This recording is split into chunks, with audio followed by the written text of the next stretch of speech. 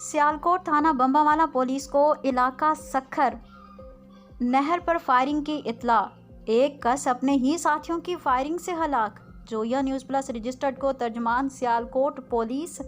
से हासिल मालूमात के मुताबिक पुलिस थाना बम्बावाला मोटरसाइकिल और सरकारी मोबाइल हेड बम्बावाला बसिलसिला नाकाबंदी मौजूद थी कि मुखबिर खास ने इतला दी कि लियाकत उर्फ निक्कू माँ दो आदमी नामालूम सखर नहर हवेली आजान राशिद अली के करीब शदीद फायरिंग कर रहे हैं और खौफ व हिरास फैला रहे हैं। इस इतलाक को माकूल जानते हुए वकुआ मुतज़करा बाला पर पहुंचे तो देखा कि एक नामालूम मजरूबी हालत में कराहता हुआ सड़क के किनारे खाली खेत में पाया गया,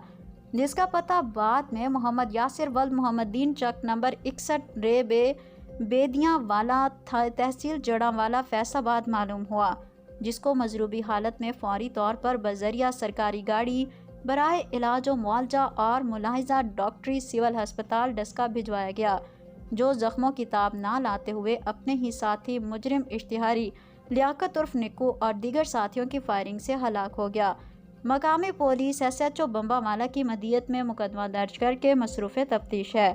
मफरूर मुजरिमान इश्तिहारी की तलाश और गिरफ्तारी के लिए टीम तश्कील दे दी गई है।